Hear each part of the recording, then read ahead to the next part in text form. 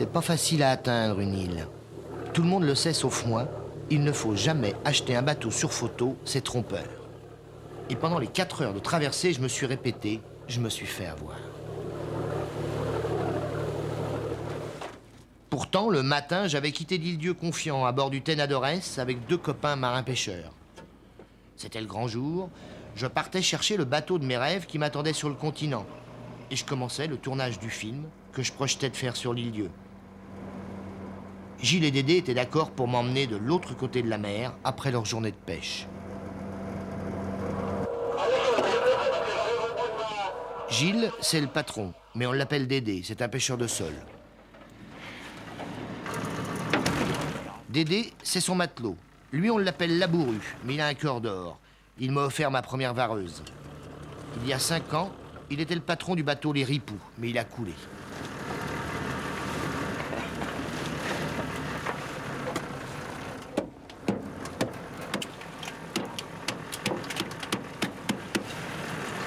À couper.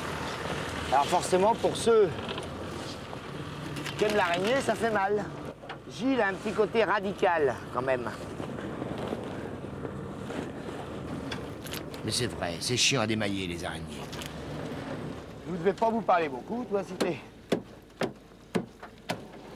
On n'est pas là pour parler.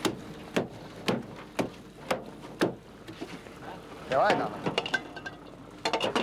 J'ai pas insisté, et on a mis le cap sur Fromentine, un port sur le continent pour récupérer le bateau.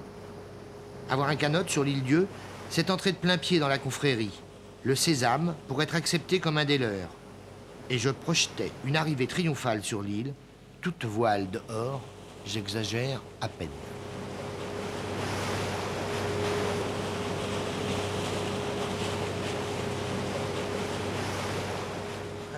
C'est-à-dire, j'ai pas l'air con, mais je vois pas le bateau. Il faut pas le canot. Il peut encore partir. Oh, il est coulé, dis donc. Si. Oh, merde. Mais non. T'es pas au bout de nos pattes. Ah ouais, dommage, regarde. Pas si mal que ça, regarde. Et il a embarqué de l'eau en 8 jours, là, c'est la pluie qui l'a fini. Ah non, non, non. Qu'est-ce qu'on peut faire là? On peut rien faire du tout, là. Oh, on peut pas le traîner comme ça, nous. Il va s'en aller en bourreille, le machin. Bon. On traîne comme ça le... Mais non, mais vous allez bien le remettre à flot. On va ramener une coupe de Mais poche. comment? Tu veux pas le remettre à flot s'il n'est pas échoué, hein? On va pas couper la mer, hein? Fallait réécrire le scénario. Mais j'avais décidé de le ramener coûte que coûte. Et comme le chenal a tendance à s'ensabler, c'est un gars de Noirmoutier qui n'a pas eu peur de s'approcher d'Arvague, entre 2 eaux. Faut dire que le bateau, je ne l'avais jamais vu sur l'eau. Il avait été photographié posé sur un quai et tout s'était réglé par téléphone.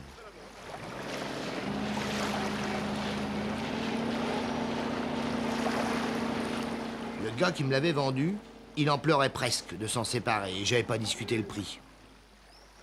Il fallait tirer un trait sur l'image qui devait servir d'ouverture au film, celle du marin en paix dans l'air iodé, et en tirer une première conclusion. Une île, ça se mérite.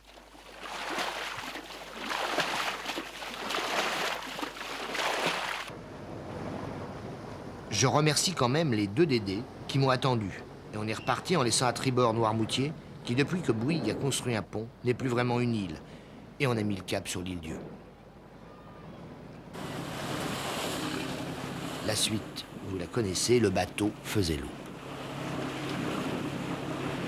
J'étais arrivé dans un état similaire il y a 25 ans, à 2 doigts de sombrer au bord du naufrage. Pour une banale histoire de chèque en bois, un juge m'avait demandé « Qu'est-ce que je vais faire de vous ?» J'avais répondu « Et si j'allais à l'île-Dieu me faire oublier ?» Le juge avait eu un réflexe professionnel. Il avait vu la relégation, le bagne et les cailloux. Il avait trouvé l'idée excellente.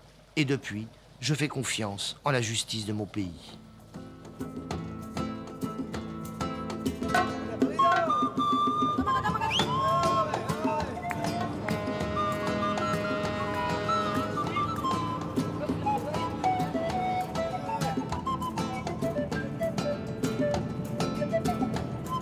La prison était dorée et les barreaux fluides.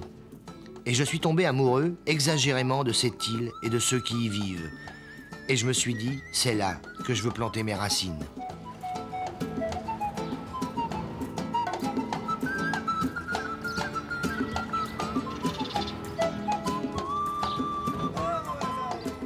Je me suis égaré souvent, mais jusqu'à ce jour, l'île-dieu m'a toujours repêché.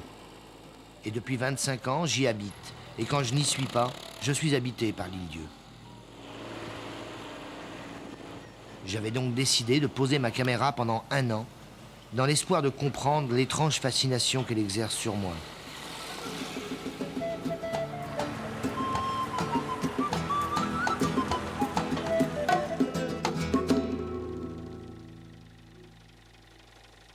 On était au printemps. J'ai laissé le bateau sur la cale des Éclopés. Et devant l'ampleur de la tâche, je suis passé débaucher le père Gagard, qui était en peinture. À 70 ans, il n'a toujours pas pris sa retraite et s'entretient dans l'illusion d'être le plus grand pêcheur de bar de l'île. C'est lui qui m'a appris à faire mes premiers nœuds, ça crée des liens. Marquez les beaux ce verre, hein, c'est un verre quoi ça? Un verre cerise. Je vois bien. À quel lieu tu trouves un verre cerise? En France, t'en trouves pas.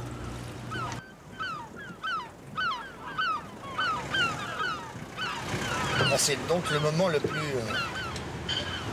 délicat. On appelle l'aniage. Il faut pas être alcoolique. Et si t'es alcoolique, tu trembles. Alors il y a des coups de mer.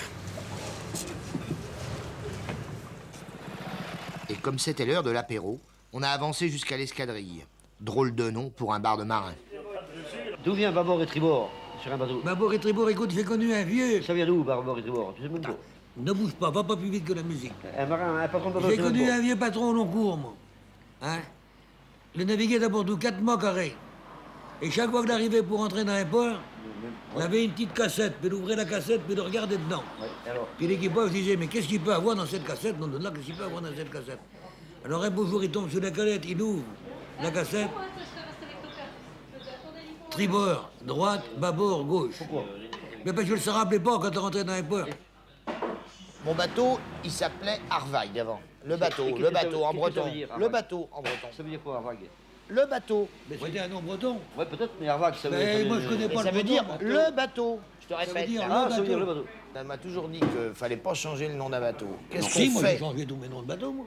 Et t'as pas fait de cérémonie, t'as rien fait du tout. Comment qu'il Rien s'appelait? du tout, tu vois la marine depuis Comment? longtemps. Quel nom qu'il Et s'appelait? tu crois pas que ça porte malheur? Ça porte malheur? Normalement, on peut le changer. Oh, j'ai jamais cru aux sorciers, j'ai jamais cru au... Le hasard, c'est Les- une belle chose à les- condition que tu lui files un coup de main. Il n'est pas superstitieux. Puis moi, j'ai Les pas jamais été superstitieux. superstitieux. Non. Moi, tu sais, j'ai changé tous les Moi noms non de plus, bateaux. je suis pas superstitieux. Puis j'ai bien gagné ma vie comme tout le monde, puis je sais pas... Non. J'ai coulé, puis je m'en suis C'est dans la sorti. table, c'est dans la table que ça se passe. T'as pas l'étiquette verte dans La ta poche? rose de Dublin. Oui, oui, mais il y en a perdu un. Et seul un doigt. Quand les conversations s'enlisent, c'est plus prudent de savoir s'échapper. Et j'ai été traîné sur le quai, toujours en quête d'un nom pour le bateau. T'as pas mon briquet dans ta poche, fais voir. Je suis tombé sur Lulu, qui hésitait entre la sieste et la peinture de son canotte. Regarde, avance. Tu verras moi si tu te casses la gueule ou si tu te casses pas la gueule. Regarde, qu'est-ce qui est marqué là?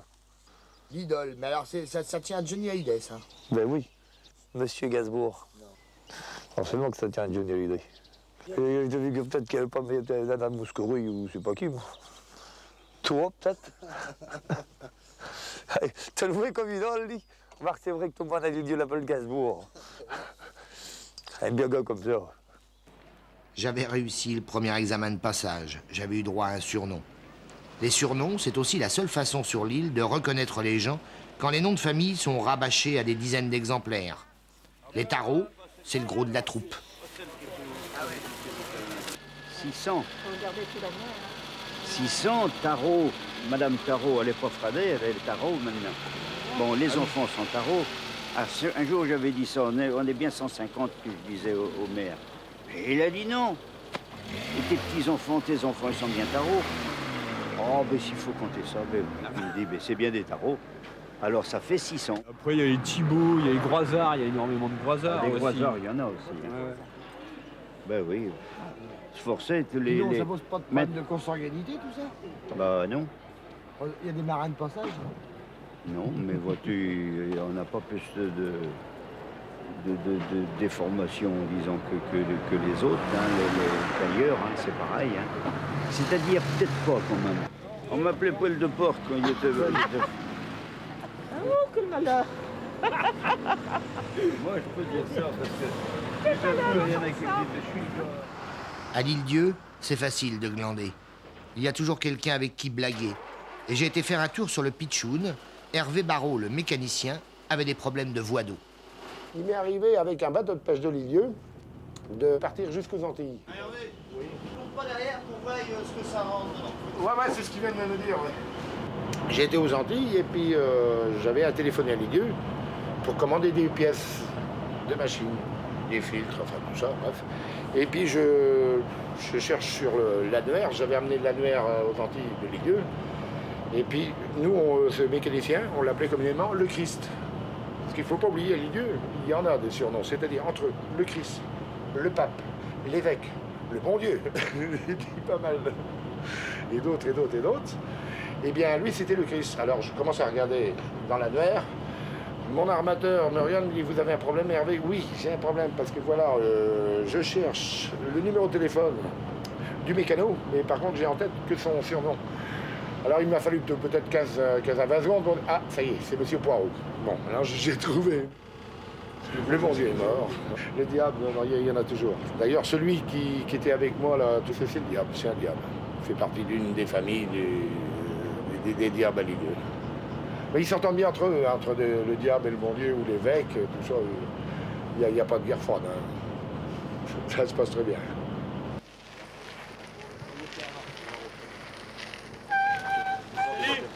Voilà, j'ai vu que tu étais en grande discussion. Ouais, ben, je suis sûr maintenant qu'on fait partie des stars. Tu vois, j'avais oublié mon poisson, j'en avais oublié un. Alors je suis retourné le chercher. C'est la Grive qui est passé faire un état des lieux. Il a été charpentier de marine quand il y avait encore des chantiers à l'île-Dieu. Depuis, la Grive est marin. Comment qu'elle a été tirée, là? Ben mal, mais t'as vu, c'était pas la même... Ouais, ça, c'est vous qui l'avez cassé, ça? Ouais. Tu vois, on voit le jour. Tu vois, il n'y a même pas de galfêtage dans ce bateau. C'est juste le bois qui fait... Et ton surnom, toi, tu le tiens d'où? Que je montais dans les arbres. Et on traversait d'arbre en arbre et je sautais d'un arbre dans l'autre. Et il y a un copain, il lui dit, on dirait une vraie grive. Puis j'aurais donc à rester. On m'appelait la grive. Il y a un gendarme, il s'appelle la tanche. Parce qu'il avait tombé à l'eau, puis il faisait le bruit de la tanche. Il a porté le nom, il portera toujours le nom. Il connaît même pas son nom, son vrai nom. Il y a seulement qu'on des surnoms qu'ils n'aiment pas. Enfin, ça se dit pas devant eux autres.